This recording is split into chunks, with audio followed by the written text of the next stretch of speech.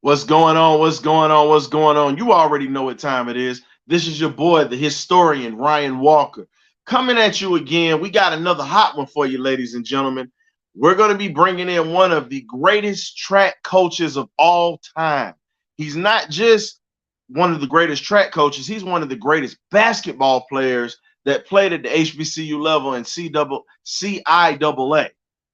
Man by the name of Coach George Williams. He's responsible for not only developing some of the greatest talent as an Olympian, he's also responsible for developing some of the best football players that went to the NFL when it came down to their speed and their technique. But before we give you all the goodies, go ahead and hit that subscribe and that like button for your boy.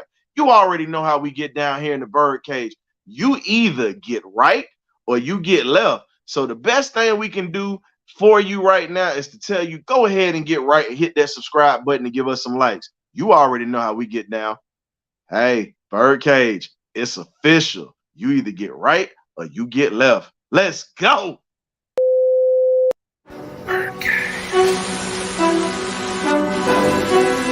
Okay, y'all, this is it.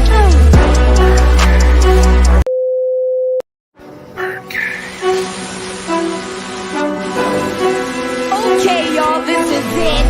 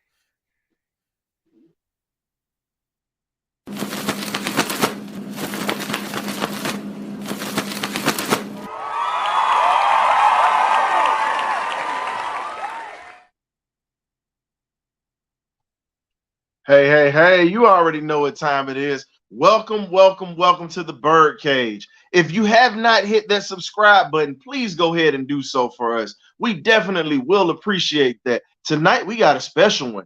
Legendary HBCU Olympic head track coach, 39-time.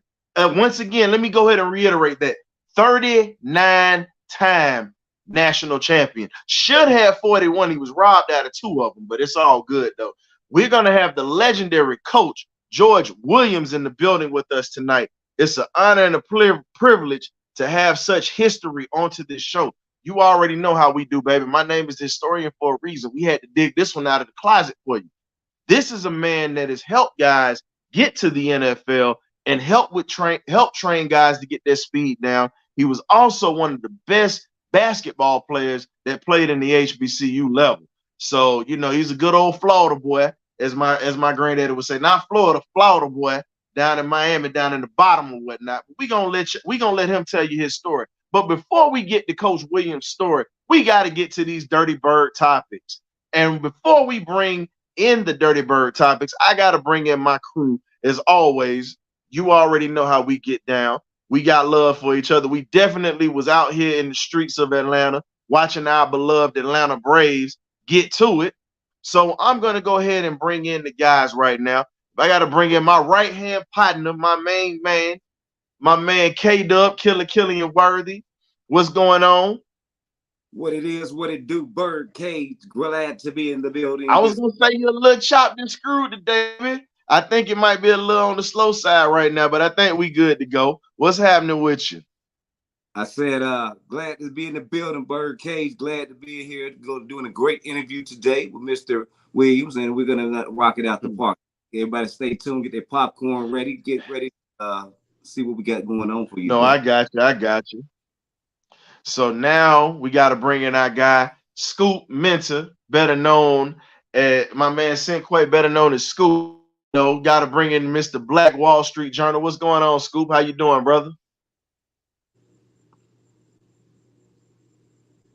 Scoop, are you there? Perfectly, perfectly. I was gonna say you guys.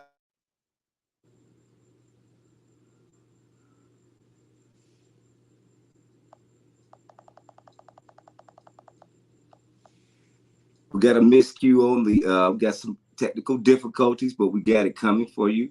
We're going to keep on going in, and Ryan will be right back. The historian will be coming right back at you in just a second. All our listeners and viewers and subscribers, stay tuned. We will get this worked out shortly. We will get this interview process underway and on the road. I'm waiting for Mr. Historian, Mr. Ryan Walker, to come on back as we speak. Hopefully he comes on back. But what we'll do is we're gonna get to keep talking about our birds. Our birds are just amazing this year. So we want to keep everybody tuned in for the new squad. You know, we're seeing a lot of things going on out there. But we will get this interview going shortly and in just a second. So if everybody sit patiently with us, and we'll get this thing going. And he's back. Most definitely, most definitely. I was gonna say I don't know what's going on or whatnot, man, but this right here, it's a little different. But hey, we got to bring Scoop back into the building, so let's go ahead and do that. So Scoop, we got you into the building. We got my man Graybeard. What's happening? And then we got to bring, and then we also got to bring in the residential coach, the other coach that's on here, into the building or whatnot, man. Brant did his thing back in the day, coaching as an offensive coordinator. He ran track back in the day. So you and Coach Williams gonna have a lot to talk about today, bro. He's a different level than I was. Hey man, look, you gotta crawl before you walk, like my man Killian always says. You crawled at high school level, and then you ended up getting to the collegiate level. I never got my training wheels off on that. Hey man, well let's go ahead and get to it, man. We on these Dirtybirdz Topics, fellas. We're gonna go ahead and bring this. We're gonna go ahead and bring this out right about now. So let's get to it. So first topic, I'm gonna pass this. So the way we're gonna do this tonight, ladies and gentlemen, my guys Scoop and my guys Graybeard are gonna do the Dirtybirdz Topics, and myself, Killian, and Coach Brent, we're gonna have Coach Williams on, and we got a little something for him. So we gotta let our other brothers chop in on this here. So I'm gonna bring this one out for you first, Scoop.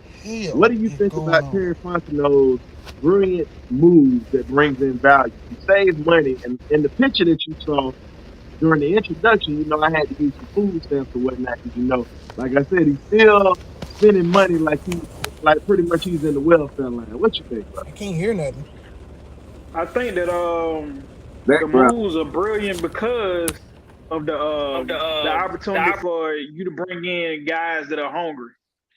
Those value picks is clear on anybody's level as far as whether it's collegiate or on the NFL, the pro side, is that you got guys that want to fight for a job. They trying to fight for their families. So those moves, what I'm excited the most about is when this camp starts, because you're going to have guys out there, they're going to be out there fighting for their family. And, we talked about it, earlier about, with Arthur Smith, like he trying to make a name for himself. It could be easy for him to just go ahead and just jump in and, use his influence. But Arthur Smith is coming in trying to make a name for himself. and he's bringing guys that want to get it out of the mud just like him. So I'm looking forward to it. Okay, it makes perfect sense when you say that. I think in this situation, Graybeard's having a little bit of technical difficulties, ladies and gentlemen. We're gonna slide him back in, but I'm definitely gonna jump on this. I think Terry shopping with a nice budget and not blowing all of his money all in one place, I think makes sense because now Atlanta has a budget that they can work with. He actually can go get some better groceries. I know us being from the South, Coach Williams is gonna probably laugh when I mention this or whatnot. But let's just talk about it, man. We all grew up on sauce meat. If you grew up on neck bones, oxtails, ham hocks, pig feet, pig ears, you already know that sauce meat keep you fed. Have some sauce meat, some collard greens, cornbread, a little rice and gravy. You're good to go.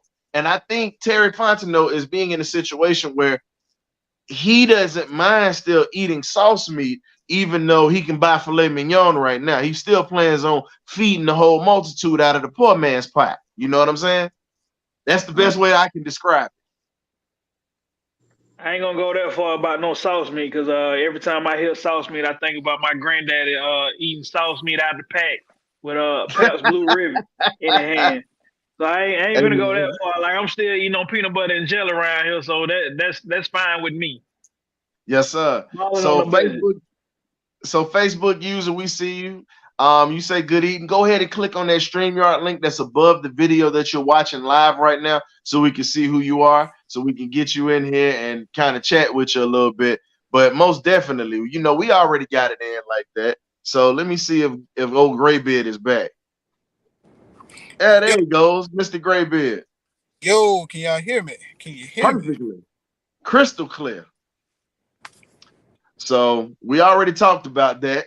Talked about the spending that Terry Fontenot has done. Let's go ahead and talk about Desmond Ridder. I'm gonna let you jump on this one, and I'm gonna slide into it with you. Desmond Ridder speaks to ESPN this week. It actually was yesterday, matter of fact.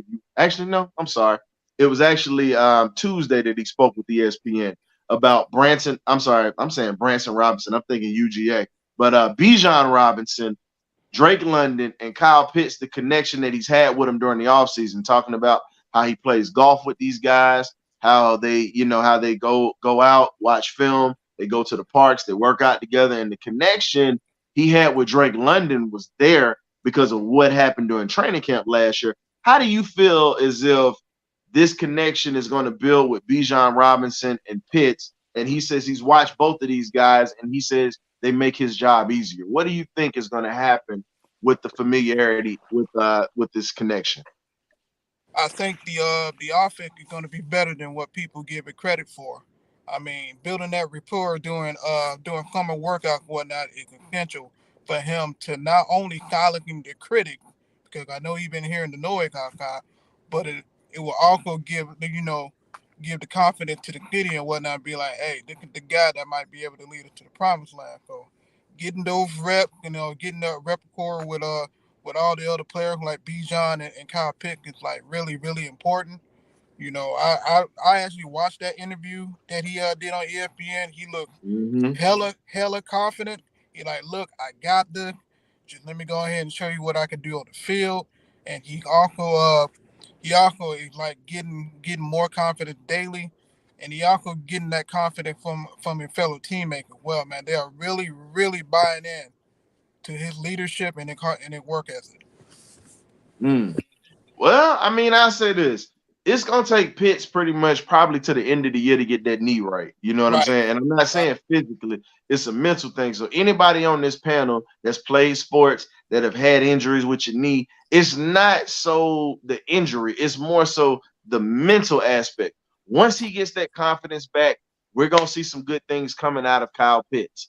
You know what I'm saying? Once Desmond Ridder can deliver him the ball, and we finally get to see what he can bring to the table. Because like you said, he's been limited since he's been in Atlanta because of quarterback carousel that he's gone through, thrown into the fire. So we're going to see what he does. Bijan Robinson, we don't know. He's a wild card. We hear about his athletic ability, but we got to see what he looks like while he's in pads. Not a t-shirt and shorts. Anybody can look good in a t-shirt and shorts. Right. And you know, the guy that we're bringing on tonight specialized in making people fast with a t-shirt and shorts. You know what I'm saying? So when you look at that, it's what can this guy do with everything that we got going on? But anywho, like I said, so the next topic that we got going is who is David Onyemata? We got our guy Scoop that's gonna break this down. You know, coming from New Orleans, he was a pain in our behind for the last couple of years, and now we have him. What do you think he's gonna bring to the table for this team? And from what the writers are saying, he's a guy that you want to take in the dark alley with you. So that's the thing. You know, me coaching ball, man, and I typically am biased towards the DBs, of course, naturally because I'm a DB. But I had a play in every position because I wanted to know what everybody's job was on the field. And I always hark on this, and Coach Brant, you probably could attest to this too. That nose tackle, when I put him in front of that center, he can dictate the rest of the game. Because if that nose tackle is whooping that center butt, that center is more focused on not getting his butt whooped versus trying to get that ball to their quarterback. So what we need from David Onyemata is to be putting a whooping on every center that he lined up against. And it's finally happening. And I'm happy for Grady, man, because Grady get a bad rep. Like a lot of people talk trash about Grady not doing like the Chris Jones numbers, but Grady is a 5th round pick, undersized guy. He finally has people, some running mates, so people that's gonna get in the alley with him. It ain't gonna be no more of the double team and the triple team. So with David Onyemata, man, I'm looking forward to him putting a whooping on every center that lines up across from him. Grady needed that two-gap player with him. That's what he needed. And the thing is, when you talk about that zero technique or whatnot, the zero technique is very important because if you can control the center point of that pocket, and if you're able to push that pocket in and get that quarterback off rhythm, get him out of place. Now, Pat Mahomes is a different animal. He can pretty much go anywhere on the field and put the ball wherever he wants it. But for most quarterbacks, they have to have a clean pocket because they don't like getting touched. But I think David Onyemata is going to bring a lot to the table, and I think he's going to be a guy that's really going to make some things happen for Atlanta, and I think he's going to bring a nastiness that we haven't had in years. Knock at the blick grit. Yep. Yeah, and I'll be honest with you. Well, I think we got some things coming, but I appreciate you guys coming through this week, but you know what we got to do. We got to cut ties with you for right now, and we got to bring in the legend, you know, Coach George Williams. But, you know, before we bring him on or whatever, I want to thank y'all for coming on and really assisting us with pretty much getting this part of the show squared away. But last but not least, before I let you go, Madden ratings are in for all you gamers out there. Had to make sure I mentioned it. You know, we got gamers out here. We're going to talk more about that next week with Scoop and Graybeard and Coach Cam once he comes back. He's taking care of some things, getting his boys ready for the season. So we definitely got a few things coming. So thank y'all for coming on, fellas. We got to pull you aside so we can bring in the legend. So thank you again. And now, without further ado, we got to bring in one of the greatest athletes that actually played basketball and ran track and became one of the best coaches of all time, one of the winningest coaches of all time, Coach George Williams.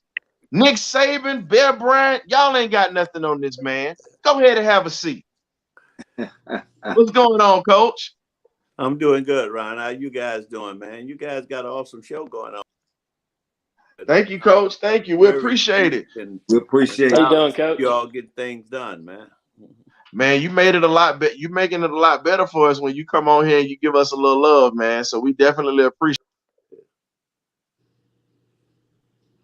We definitely appreciate it. We're going to get everything worked out. We're glad to have you aboard. Glad to have you on the Perch. Glad to have you for this interview. And we're going to knock it out of the park. Let's get it. Let's get it to it. Okay. Man, you guys are awesome, man. I'm just overwhelmed to hear you guys, man. You know. Hey, You awesome too, man. You awesome. We're gonna get this host going on back here. We're gonna get the historian back in the game. Well, you know, that's technology. Yeah, we working with it. We're gonna crawl before we walk. We're gonna blind man shuffle this thing. Hey, what the band say? Hey, if you can't fly, run. If you can't run, walk. If you can't walk, crawl. Let's keep it going. Yes, sir. Okay. All right. Dr. King, hey, how do you say it? Dr. King, yeah, we said that. Then Dr. King said, just like that. Let's go. Keep it moving.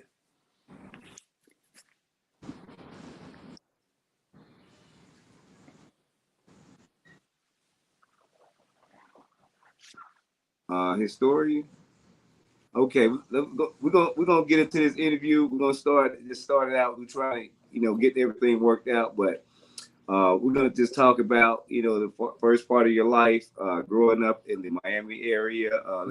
We'll let you kind of open up because we're waiting for Ryan to get back, and we want our listeners and our followers to kind of get lagged off.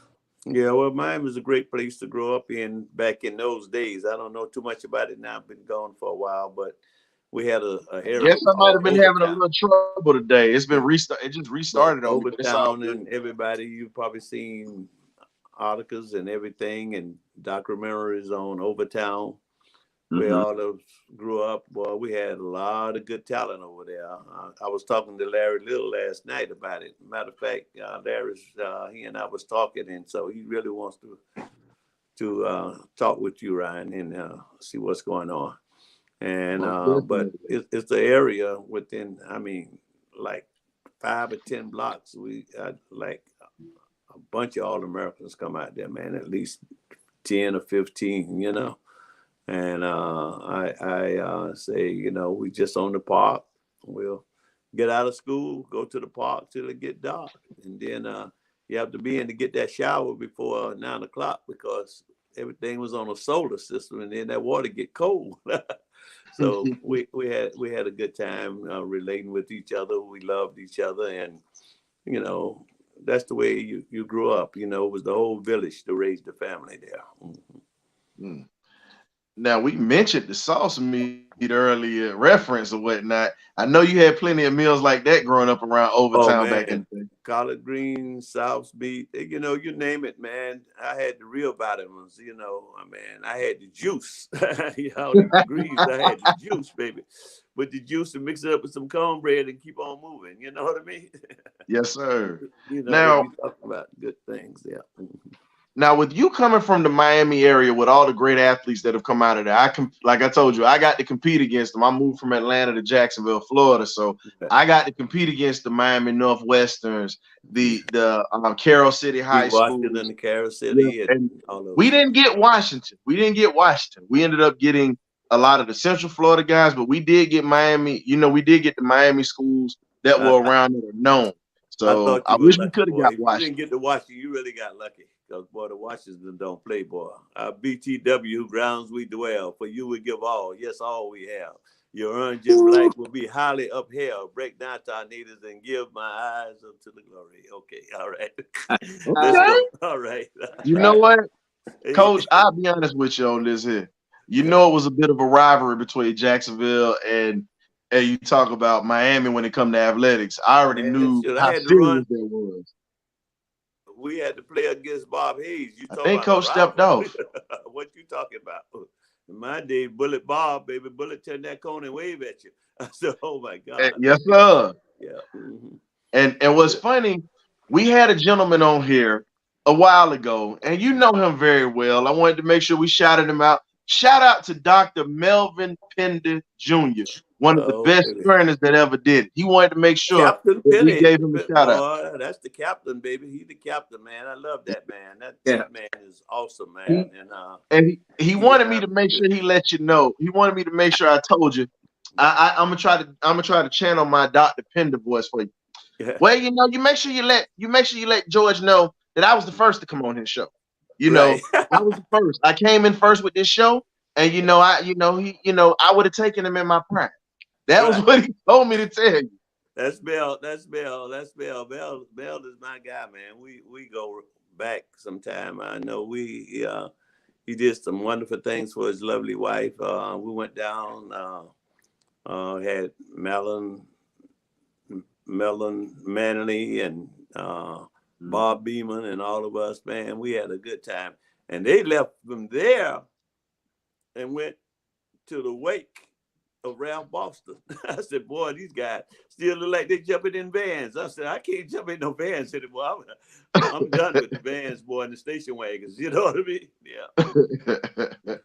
So getting to my next question for you. Now, we talked about, you know, you coming up through the Miami area. My man Killian, I appreciate you stepping in for me while I was getting that squared away. With you getting out of Miami the way that you did, if anybody has ever been to Florida, now we know we got folks around Georgia and things like that, that we understand what that struggle is. But if you've ever been to the state of Florida, it don't matter where you go. I played high school ball there, so I know. It's a really get it how you live type of mentality in all sports around there. Right. And for you guys, y'all were the first ones to really start that, because you knew it was either y'all go to the mangrove groves, or y'all was gonna be in the streets, or y'all were gonna be in college. And that's right. You had those and choices. That's right. And when you had your college choices, because you were one of the area's premier athletes, what made you choose St. Augustine University? Well, I didn't choose St. Aug. St. Aug chose me because I was supposed to go to the University of Kansas in Lawrence. And I was supposed to be up there. And when I got there, I wanted to play basketball. They told me they wanted me to run track. So Jesse Holt and I stole away in the night and went back home because Kansas was a little too much for me. I knew I wasn't going to handle that. Matter of fact, Gail Sales and I rolled in there together, you know. He was treated a little different from me, you know. They give him a car and me a bicycle. So it was a whole different ball game. But Wilt talked to us and tried to make us, that wasn't my cup of tea at that time. And so I went back to Miami and I was sitting down at my house. And I had a cousin at St. Aug, and he told the coach, he said, man, look, I got a cousin, a lot of sports. He can play basketball, he can run track, he can do a lot of things. He's a good athlete, but he's just sitting there. He's not going to school anywhere. And then Coach Curry and Coach Quiet came down and they talked to me. And now this is October. I go to October. They got me in. School started in August. Okay. So I'm really late. You know, I'm almost through the first semester. And boy, after I finished, you probably thought my name was Curtis or David, because all I got was C's and D's. And so I had to go to summer school to get myself together and to get ready to participate in the next semesters, you know. And so I worked hard and got it going because like you were saying earlier, I learned and I tell my student athletes, life is very simple. You know, just like to say, you know, God don't make winners and God don't make losers. He makes choosers. And so we had to make some choices here. And so happened I made a good choice. It took a little time for that choice to come up. But bad choices, boy, I've seen them hit you in the head real quick, because Miami is flooded with athletes. And some of them make bad choices, better than I was or anybody or Bob Hayes and everything. But they made bad choices and didn't get a chance to get out. And some guys like myself and Larry Little and other guys and Tanker and all those guys in that area, we got out. You know what I mean? So it's amazing how those communities work back in those days. And it's still working the same way. Some of the best talent in the world don't get a chance to participate in athletics after high school, or they don't get a chance to go to the pros, or they don't get a chance to go to college. And it's a sad situation, but, you know, it's all about choices. And if they make bad choices, bad situations going to happen to them. But, boy, there ain't nothing like Dade County, boy. Guess what? Duval, Dade County is the place, you know. Elaborate on some of those athletes that came out of the Dade County area that you coached up, and, you know, just give some mentions, give some shout outs to those guys. Oh, man. Yeah. You got to talk about my favorite kid, my son, Rashawn Jackson. They call him Batman. that man, the 400-meter hurdle, and he's Olympic medalist. And went to school out there, Antonio Pettigrew. He went to Miami-Dade Community College, and I had so many girls. I had I had girls that do run fast, jump far. There's so many of them, man. I don't like calling names of so many people, because my graduation rate was 95%.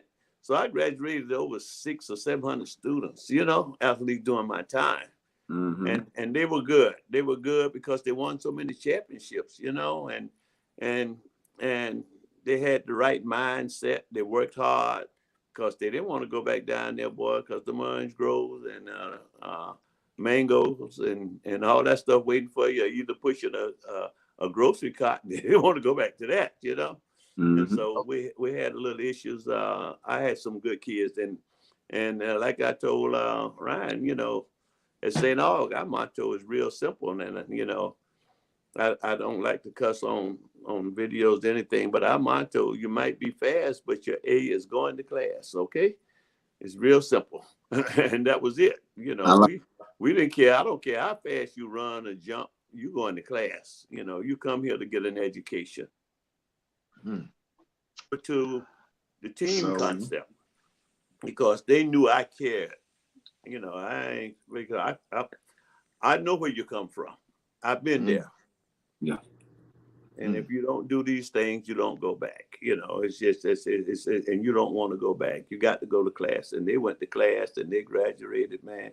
And I got so many people out there, lawyers, doctors, everything, and at least a host of athletes that are in the coaching business, and they are Power 5s, D2s, 3s, everywhere. Name it, they're there. You could find somebody that was under Coach Williams' tutoring.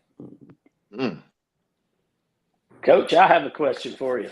Yes. So once you started coaching, and I know track. I coached football and baseball, and I know track's a little bit different. I know you have the team concept, but it's a lot of individualized events. Well, track is an individual sport with a team concept. Yes. So what I'm wanting to know is, how did you intermingle those concepts together? And because I know every kid or athlete always has to be coached differently. Even I know you have your core values, but you have to twist it. Some people need to be kicked in the hind end. Some people need to be hugged and loved on every day. Some people you got to be a psychologist with. Well, I can listen to you talking now. You had to be a successful coach, because that is the issue. And the thing is that you have to have that relationship with each one of them in a different way. Yes. And you don't bring kids in there to embarrass them. And I got kids that I know I can holler at, and I got kids I got to run around to the bathroom and talk to them. Catch them somewhere in my office by themselves, and we talk about things.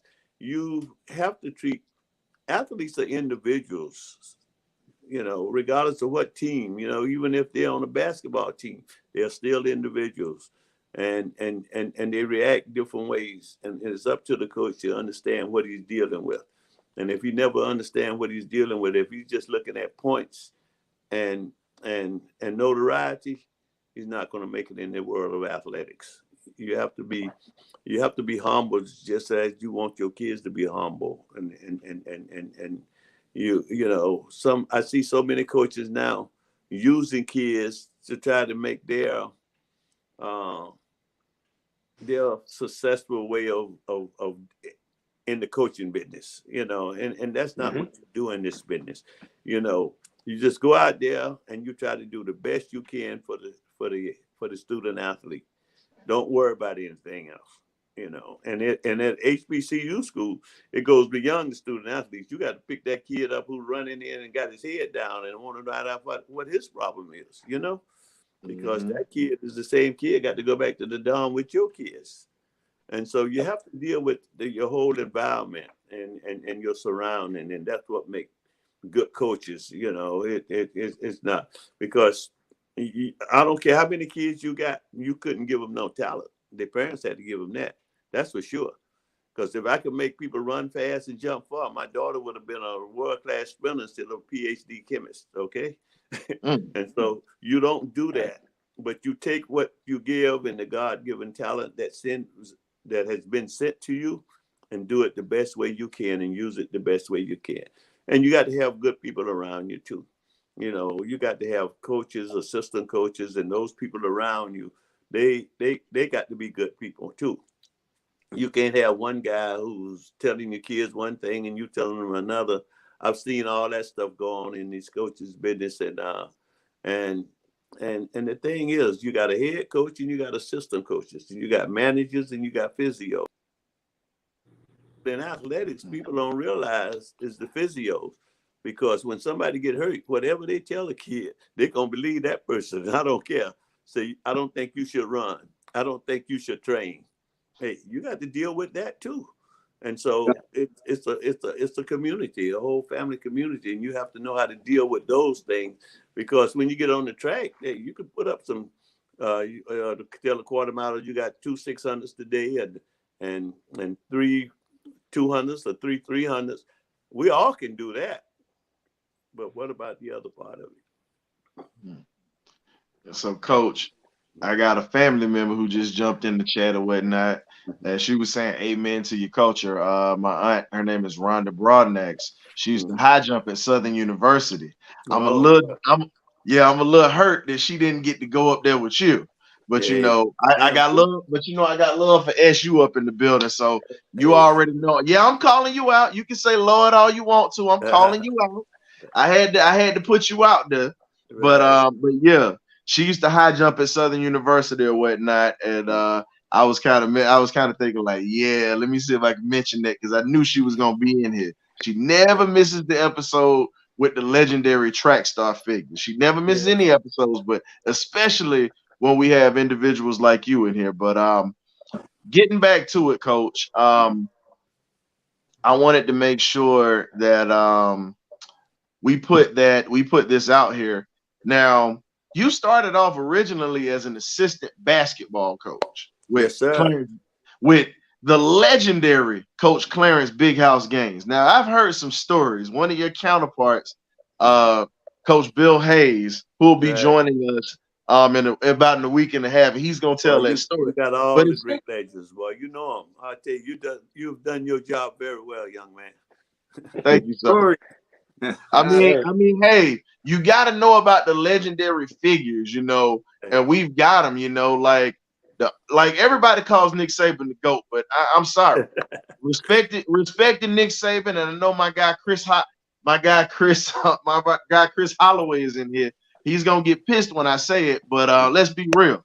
Eddie Robinson is the GOAT. 9 national championships, and he had a job at one school for over 40 years. Just like you did, Coach. Yeah. You were there at St. Augustine for 44 years. Eddie was there for 40 plus years. And even though I love Southern and I can't stand Grambling, rivalry, of course, but I'm just being honest.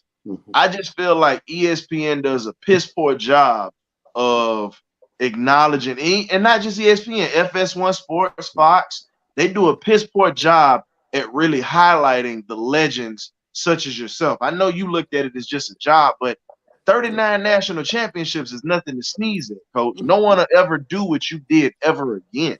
Yeah. And you work for Big House Gaines, and everybody, I've heard some interesting stuff about the legend. You know, Coach Hayes said he swindled him into a job. I've heard that. And then with you were his assistant. Now you were really coaching. Harvey assistant. I was Harvey Hartley's assistant, but Harvey Hartley Gaines was really close. And Gaines and I and Harvey Hartley and Coach McClendon and Coach Bobby Bonds, we would have breakfast every morning at the CIAA tournament.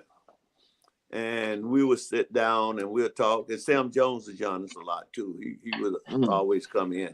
And so Sam and I and all us, we used to get together, have breakfast every morning at the CIAA basketball tournament.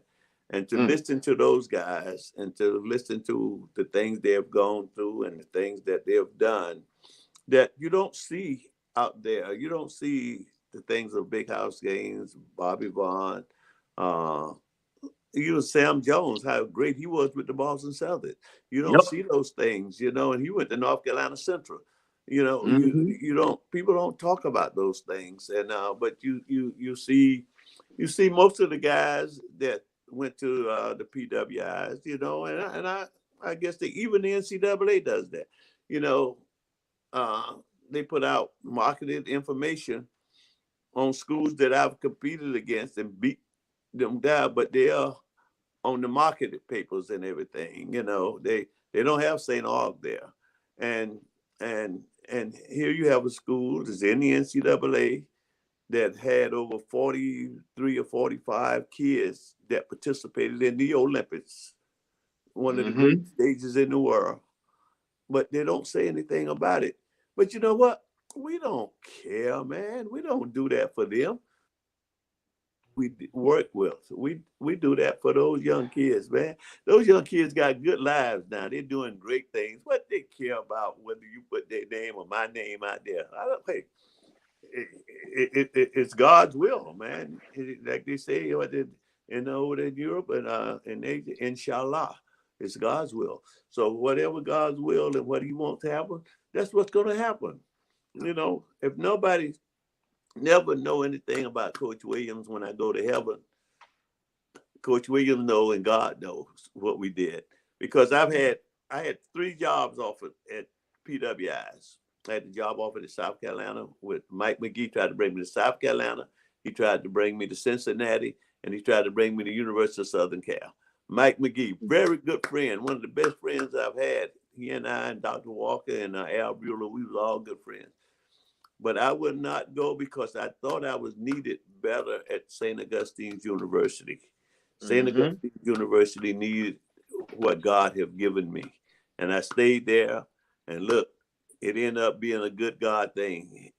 Assistant track and field coach of the Olympics in Atlanta, head track and field coach in Athens, Greece, head track and field coach in the World Championship in Seville, Spain, head track and field coach at the indoor in Toronto, Canada, and a million or more track programs I was head of. But who cares? They were all successful. The kids got good things out of it. They lived a good life, and they're living a good life. You can't take that away, baby. Whether you call my name or never call my name, those are things you can't take away from people.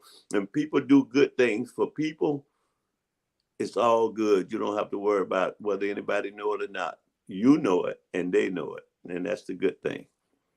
Well, we gonna keep you. Well, here's the thing: yourself, Coach Hayes, when he comes on, Dr. Pender. See, this is what this platform is for.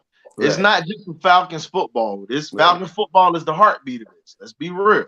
But at the end of the day, it's my job and the crew, our job, to put your name out there, to put these legends that don't get talked about out there.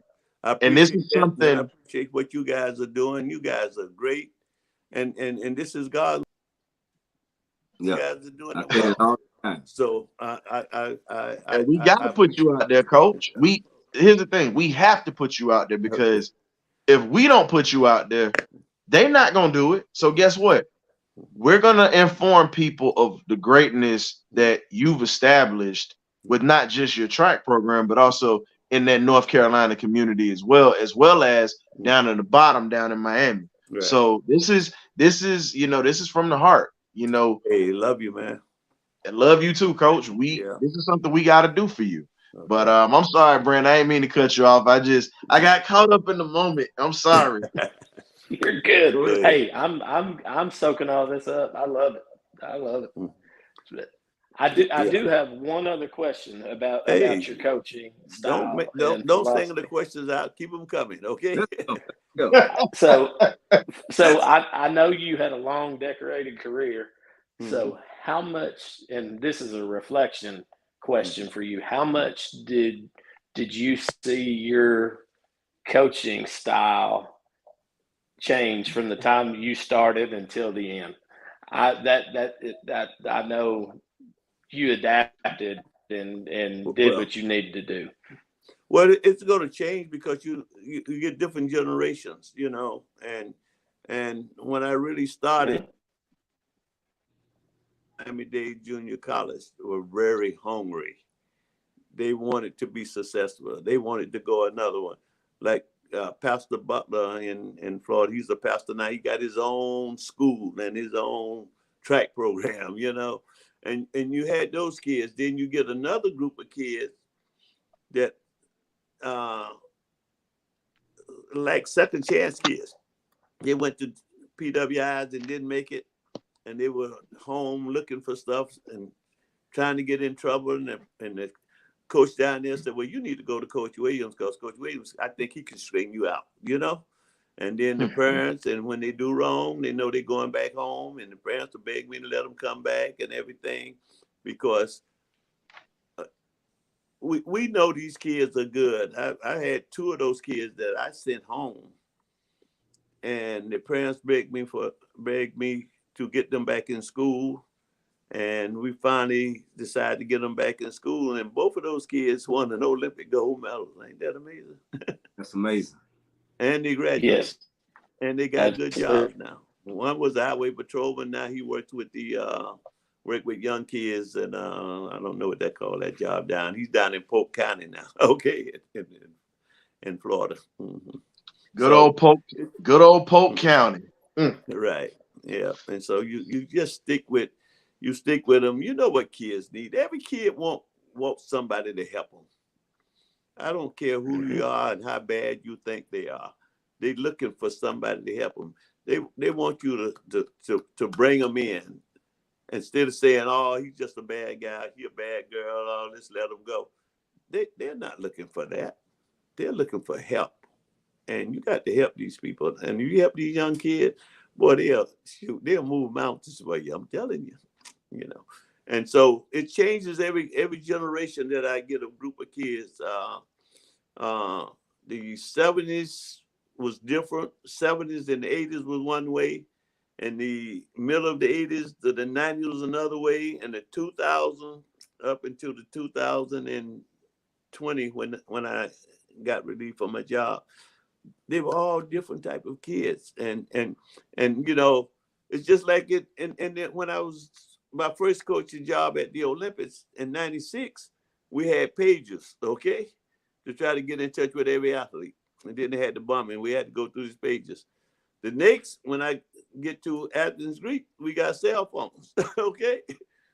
And you got to deal with kids with cell phones and texting and going everywhere.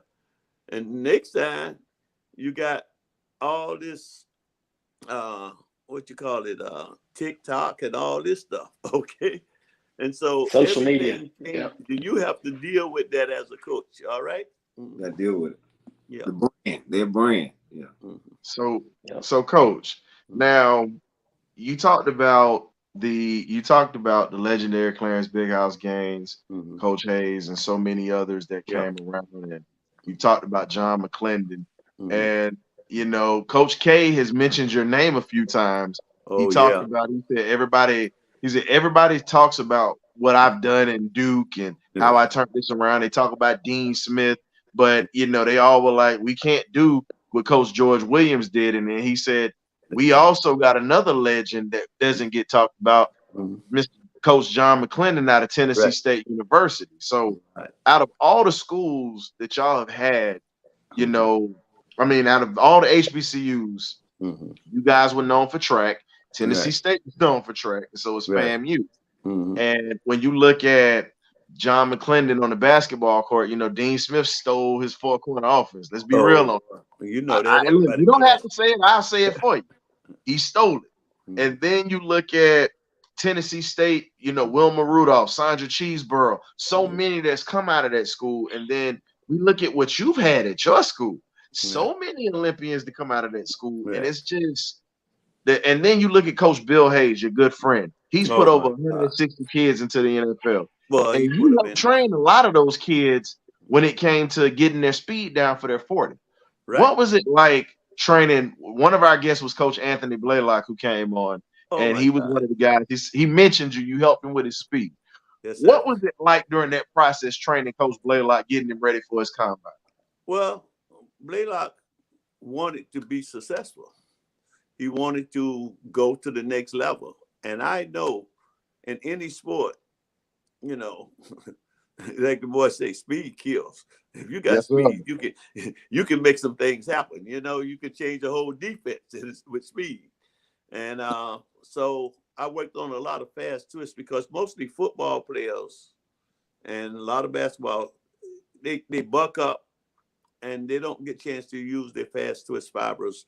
And so you get those guys and learn them how to a little technique and little mechanics, you know, how to do their arms, how to drive out, how to push off of a foot, and how to keep low impact, and how to open up. If you want to, you know, run fast, open your arms up. If you want to get quick, make them fast and quick. You have to teach the kids that if they're not used to it, they run fast and they don't know why they're running fast, some of them. But once you teach them the techniques and mechanics, then they say, whoa, I can get faster than that. And they do. And so that's why I think all the pro football teams should have some kind of speed coach or something, everything.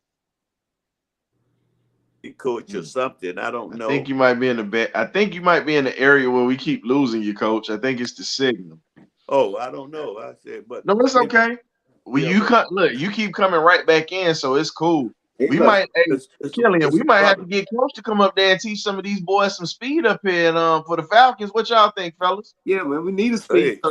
Hey, I'll be glad to teach those guys some speed. Got it. And you know, my buddy Roger King, absolutely, he was working with he worked with Tampa Bay for a long time, you know, with speed and everything. And so it's some guys out there really, but they need that speed, you know, regardless of how big they are, how quick.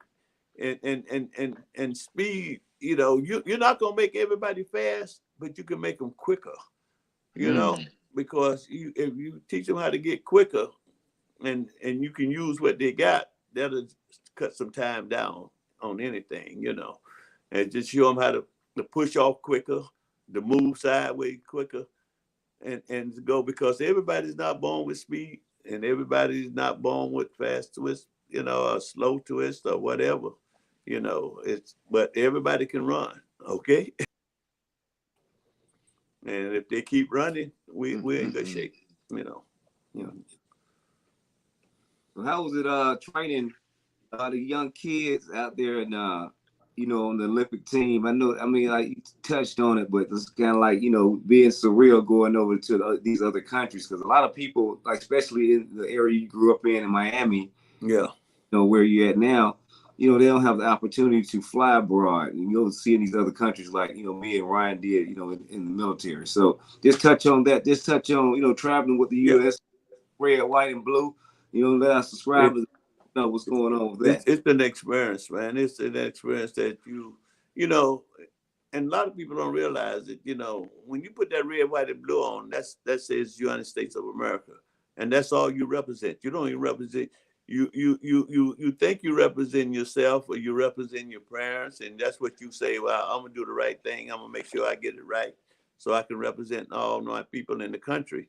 But nothing on there says George Williams. Okay.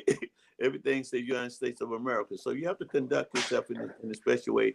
And you're going to get kids that never been abroad. They don't know the concept. They don't know the different language and stuff that the other countries have, or the rules and regulations of other countries, which really could be very detrimental sometimes. And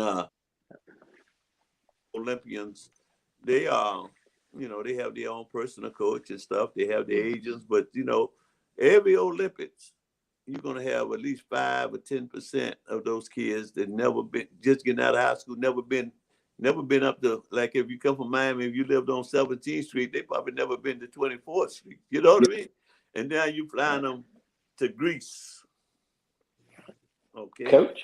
Coach, I got another question for you. And actually, Scoop is the one that's wanted us to ask you this. What was your proudest moment in coaching?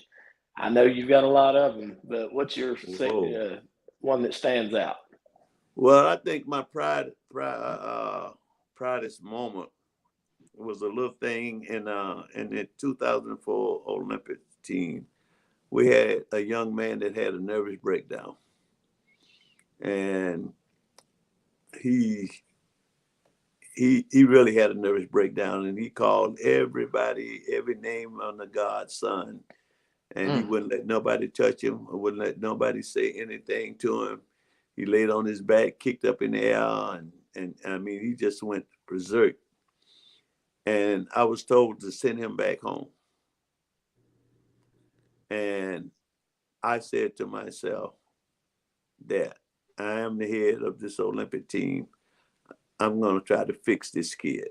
And his coach and I talked, and his coach thought I was going to have to send him home, but I kept him there, and I got him straight. And it was a real terrible situation. And I got him right, and he won a silver medal. That was my private. I still think about that every night. I could have easily said, "Go on home, kid. I got 2 weeks. I can bring somebody in your place," you know. But I knew that he had a lot of talent. I've said it many times. Sometimes the sport's better for the athlete than the athlete is for the sport, and that probably changed that young man's life.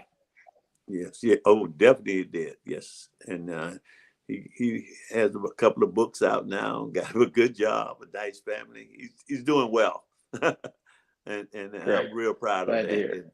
And I would always be proud of him and his comeback that way. And that was a proud moment because I've had some good times. I've won about 5 or 6 championships with 5 guys.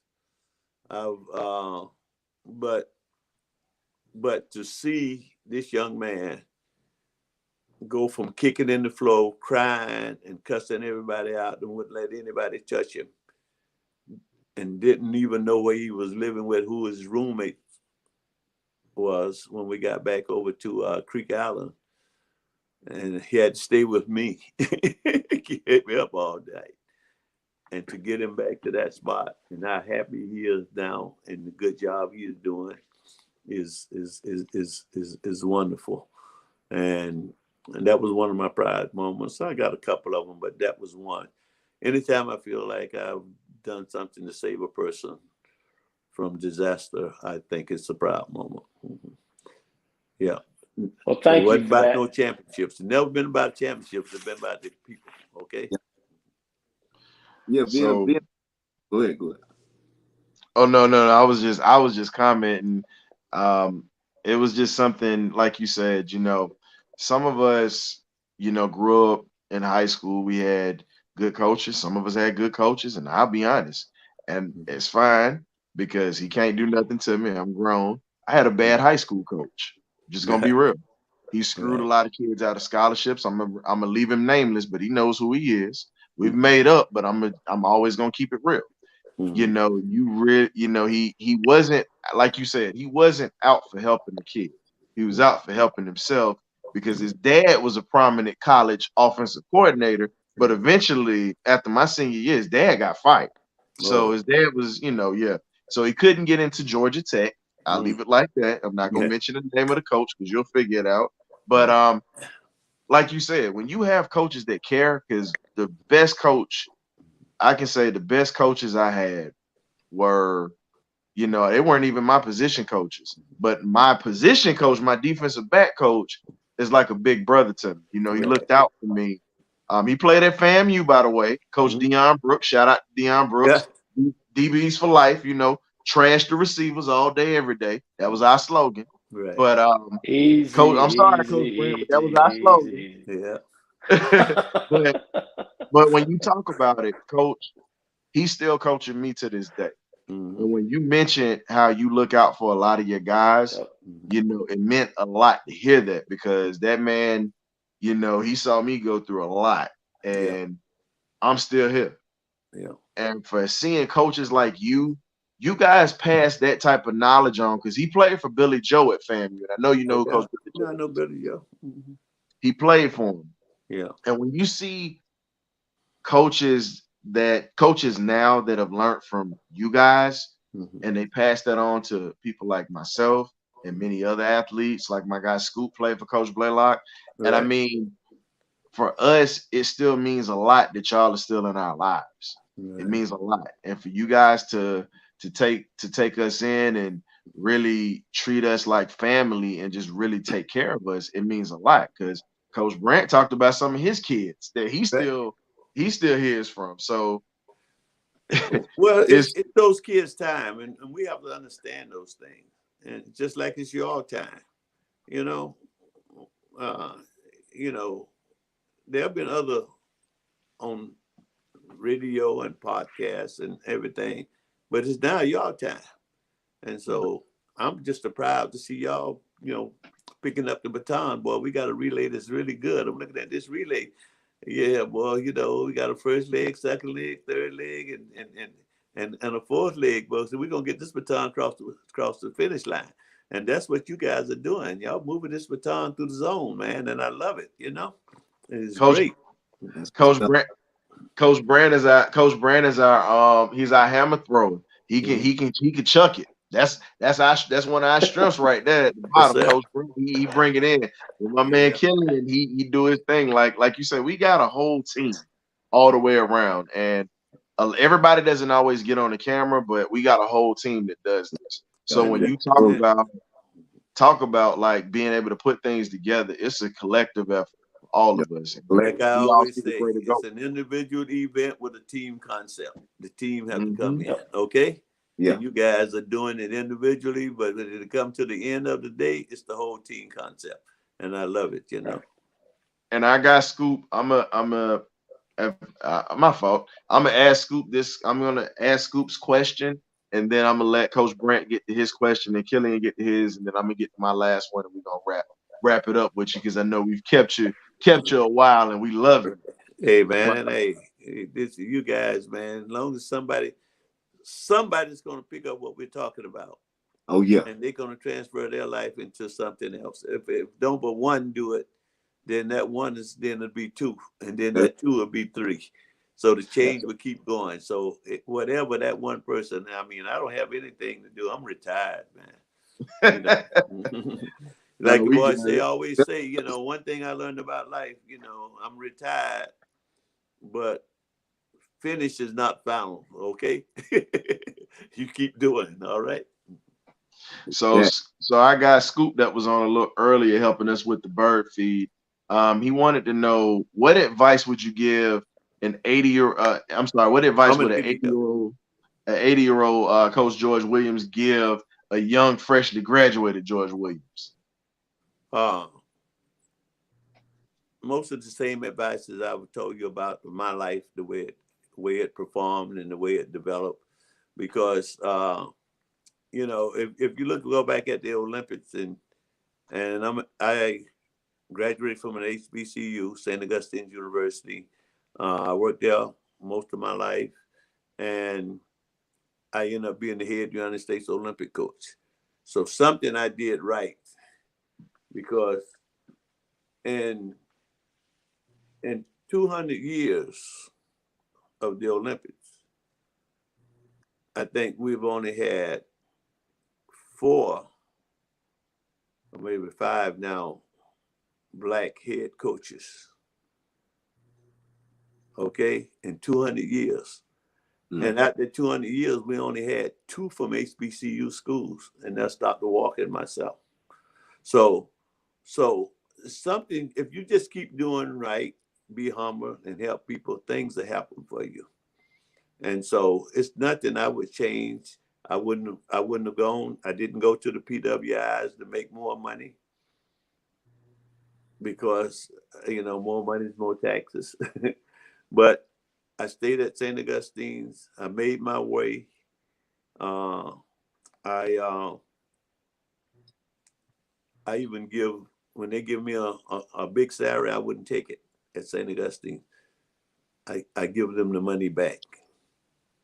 I worked at that institution for 40-some years. Never want to make over $80,000 to be the AD and the track coach. Isn't that amazing? Because God had made a way for me to get other finance from other ways and other things. And so why should I double dip? And I could help kids with that money. And look what happened. I ended up being the head Olympic coach. It wasn't never about me, because me didn't even know what it's supposed to be about. Okay. Like the boys say, I used to always tell my team, and I always hear people say, it ain't no I in team, but it's the me in team. What me have done for the team lately, okay? And me has to do something for the team. It's definitely me and team, okay? But it's no I. So you have to find out what me doing, okay? And me been doing all right, okay? Definitely for the team.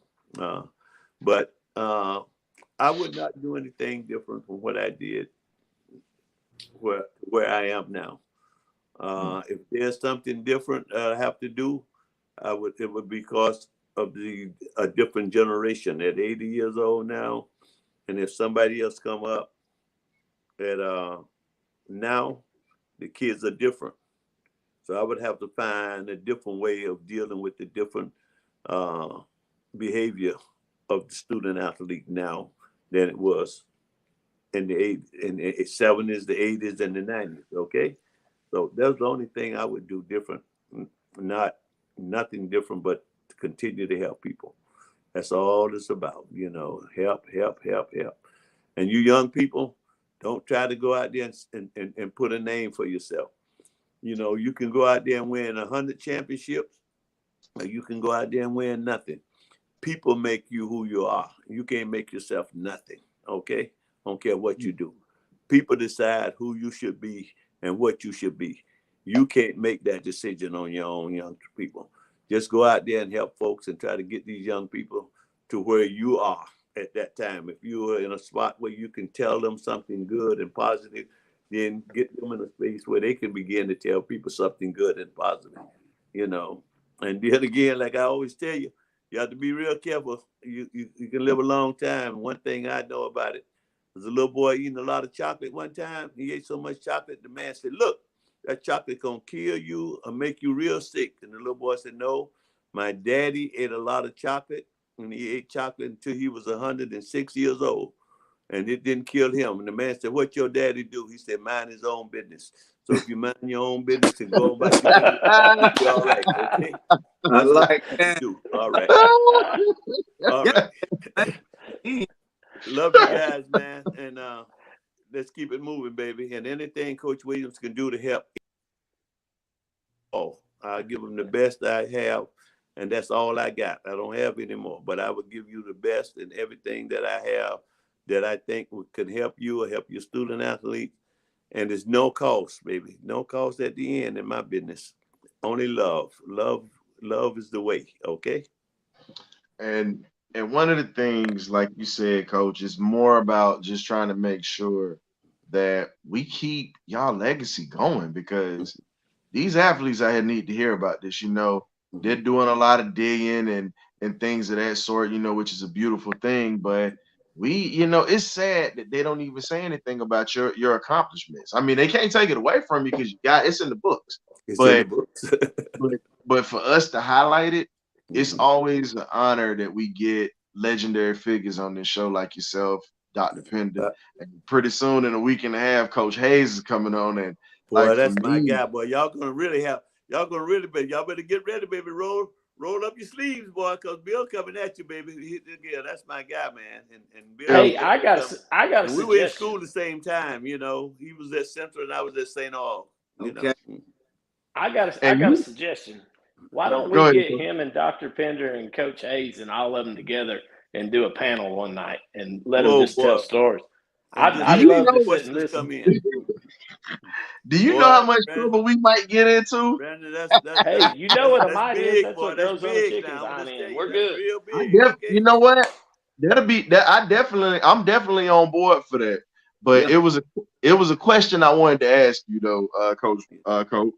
Okay. When you were playing basketball at St. Augustine, did you ever get a chance to play against the legendary Dick Barnett?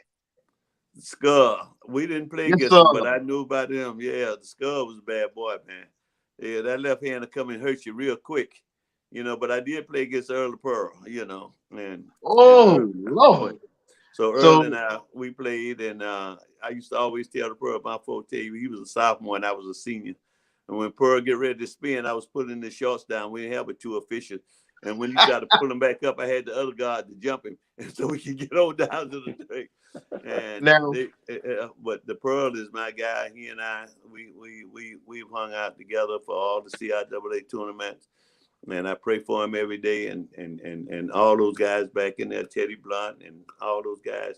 You know, we just like a family, man, and that's what I wish this could happen again with this world of sport. All the coaches and the athletes learn how to get and enjoy and respect each other. It is very important. There's nobody better than anybody else. You know, you might have a little better talent, but you ain't better than nobody else. At the on and sit down at the bar, sit down at the dinner table and enjoy and try to steal everything you can from the next guy for your guy that you probably don't have nothing you can do with. So if somebody's doing something better than you every day in every sport that you can use for another kid that you have that you don't know how to make it happen with. Okay? Okay. Now you talked about Earl the Pearl. I live in Philadelphia, his home. I live in Northeast, so I am not that far from North Philadelphia where Earl the Pearl, aka Black Jesus, was at. And yes, his name was Black Jesus. There's nothing religious about it. His game was that holy up here in Philly. He is still a legendary figure in this city. Man, Pearl was unexpected. You know, I played some good guys, man. I played against a bunch of guys they don't know. Like I played against Helston Neal, Freddie Neal, Curly Neal. Those guys, Wait a minute. You played against the legendary Curly Neal, who was a Harlem Globetrotter. Lord. Yeah. His first cousin is my daughter's godmother. Because he went to Johnson C. Smith, was a heck of a ball player. That boy could dribble and he could shoot it. I mean, that boy was awesome, man. I played against a whole lot of, man, Gator Rivers, all these guys, man.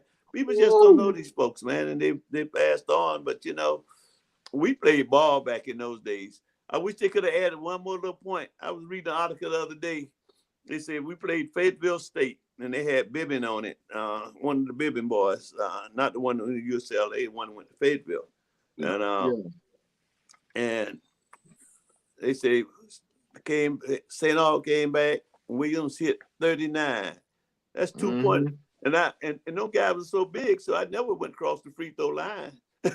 I had to pull up way out, boy. And people don't understand about that kind of basketball back in the day. I mean, we had. You was the original. So technically, you was the original Steph Curry. Hey, boy, we had to pull up back there. You go up there, they'll break your neck up there, man. Up there, you go up there. I remember when Never Shared first played with A&T. I played against him before he went to Texas Western. Really? Yeah, people don't even know that. Never Shared started out at A&T. And I never forget, I went in there one time and went to lay it up, and they pinned my hand against the board, and all this was torn off in the back, you know. So it was good basketball, good fun. But that was over with. We all get together. We go around. And Never Shared was each other. It's a whole different ball game now, you know. We don't love each other anymore. We got to love each other, man. Oh, yeah. So if anybody doesn't know who Neville Shedd is, if you've ever seen the movie Glory Road, Neville Shedd was portrayed by a guy that we all knew him as Hits from the Street back in the day on BET back in the day. But Neville Shedd was portrayed by him. And Neville was a great scorer, great defender. And, you know, he got tougher when he played against Big Daddy David Lattin back in the day. Yeah. Big Daddy, but, you know, they national champions. And he was right there at A&T. He and Bob Beeman left A&T the same. Bob Beeman left, too, and went to Texas West. So people don't understand. Bob Beeman went to A&T first. Bob Beeman was in track and field at A&T. And we're working on trying to get Mr. Beeman onto the show. I talked to him the other day. Well, you know, Bob know I'm on here. He's going to be on there, okay? He got no problem. You know, Dr. Pender cussed me out, right? He said, if you're going to get George Williams on the show, you better get Bob Beeman on the show. And he said, I'm not taking no for an answer. Yeah, Bob will be on there. Bob, you got Bob is, well, he's my guy, man. We hang out all the time. All these guys, we all there, man. You know, have you had Edwin on there yet? And he right there in Atlanta. You say who? Edwin Moses. No, we haven't. I've never. Here's the thing. I've never even talked to Mr. Moses, and we've never even Edwin heard. And I was together about 2 weeks ago. That's my man. You got to get Edwin on there. You want to hear some stuff now? Get Edwin on there too. You know, You know what? If you can, you know what? We'll talk after the show about Mr. Moses. We definitely gonna talk about that one because Evan right there, man. Shoot, Evan to come down to the stadium with you, wherever you guys are. Shoot. We'll be there messed around and did a BirdCage live at Morehouse Stadium at his track. That's his playing track. around. Yeah. That track is named after him at Morehouse. Tell Evan I said he need to be on there. Okay, that guy got. We just got him. We you know what? We gonna get him, but the one guy I would really like for you to help us get, Mr. Larry Little, because Larry's on. He's already. He said he's and we can and Mr. Mercury Morris, because we got some kids that watch the show that need to know his story too. Because once you talk to Larry get Mercury, because they hang out together a lot down there in Miami. You know. But we all be together in December. Mm-hmm. You know what? See, I need to know it. Knowing me, I'll pull up and bring a camera, and I'll just sit down and just interview all of y'all at one time. Knowing me, I'll do. Me and Killian will hit the road trip, and so will Coach Brandon and everybody else. Right. BirdCage road trip. Let's get it. Everybody saw us at the Braves game this weekend. Right. But you guys off the chain, man. Hey, this show is awesome, man. I've only talked to 3 of you guys. I don't know who the rest of them are, but you 3 are the dynamic dude. Okay, all right. Okay. Oh, we're all like this. Every interview that we've had on this show, we've had multiple different people to do those interviews, and pretty much the interview is like this with everybody, Coach Williams. Yeah. Right. We all love talking to you guys. Man, but you guys are awesome, and I really appreciate you, and whatever I can contribute to your show, get some people. I know a lot of people because, like the man say, I'm an 80-year-old guy, and I don't need a job. Okay, God has been good to me. So, but if I can get somebody to help this show continue to go, I want this show to be the #1 show on earth, not United States or not Atlanta, on earth. Okay, because speaking into existence, we accept it. It's good. So we're not gonna keep you too much longer, Coach. I wanted to let you know you guys are, hey, there's a poster in the background that I put together, from all of us. I put it together from all of everybody on the BirdCage.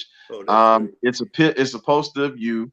That is going to be yours that you can hang up in there along with your Olympic gold medals and all your pictures. It's just a little something from the BirdCage to say thank you for coming on. Thank you guys, man. I love you. And anytime you need me, you got my phone number, 919-795-5923. Hit me up, Coach. baby. Thank you so much. Appreciate you. All right. Thank you. Keep the love. Keep the bottom. Thank you, Coach. Sir. All right. So we're going to go ahead and depart from Coach Williams for now. It was an awesome interview. Coach, I'll probably end up hitting you up afterwards, as I always do for everybody. So I'll be there. I want to thank my guy, Killian K-Dub Worthy, for coming through the building as usual, soldiering, footing it. And we got to thank our guy, Brant Gaylor, a.k.a. the Coach, coming through for us. He's been getting that farm together. That's right. Thank you very much. I appreciate you having me. Yes, sir. Always a pleasure. So next week, ladies and gentlemen, we are definitely going to have a barn burner for you. Let's just put it this way. We're bringing in a legendary Atlanta Falcons receiver who's known for catching the Hail Mary versus the San Francisco 49ers. You guessed it. The legendary Billy White Shoes Johnson, Mr. Philadelphia himself, will be in the building for the BirdCage. Hey, it's a blessing that we're able to get these legends to come on here, and we always want to make sure that we put emphasis on these great legends, such as Coach Williams, that doesn't even get recognized for his national championships that he won. It's not right. It's time that we start recognizing these legends, because these major sports networks aren't going to do it. So guess what? BirdCage is going to do it all day, every day.